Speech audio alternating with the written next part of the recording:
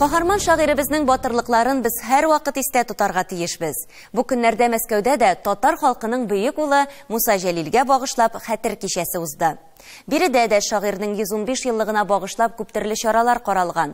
Татар мәдәни үзәгендә үткәрелгән очрашуда федерация башкаласындагы хезмәттәшләребез дә катнашты. Бер елмаеп миңа карасаң, бар кайгымны минем тарата. Мин шуланы үзелеп яратам. Күрәсең, ул да ярата.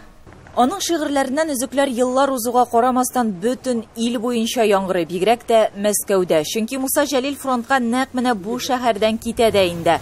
Гомумән, каһарман шагыйрьгә багышланган чаралар федерация башкаласындагы татар мәдәни үзәгендә бик еш уза.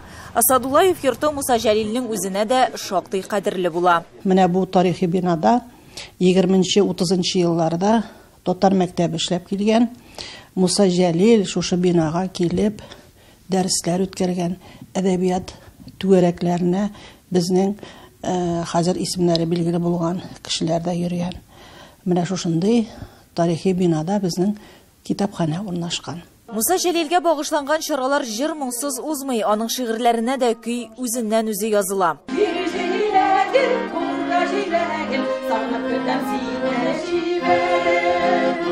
Муса Җәлил шигырьләре һәр чор өчен актуаль. Шигырьләрен олысы да, кечесе дә яратып укыйлар.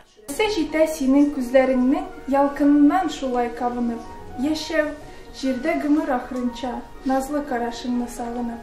Менә хәзерге вакытта шуңа игътибар итә башладым. Безнең пенсия яшендәге кешеләр генә түгел, менә урта яшьтәге кешеләр килә башлады, кызыксына башлады һәм гомумән соңгы елларда бигрәк тә Мәскәү шәһәрендә татар теленә карата игътибар артты.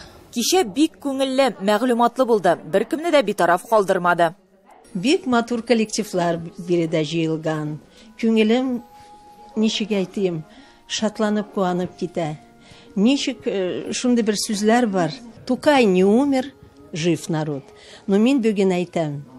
Тукай не умер, Сайдаш не умер, Җәлил не умер, Фәрит не умер. Значит, жив наш татарский народ. Мин бик шат. Быел юбилей елы. Муса Җәлилнең тууына 115 ел. Федерация башкаласында каһарман шагыйрьгә багышланган тантаналы һәм истәлекле чаралар әле дәвамлы булачак. Гөлия Садыйкова, Дина Газалиева, Татарлар, Мәскәү.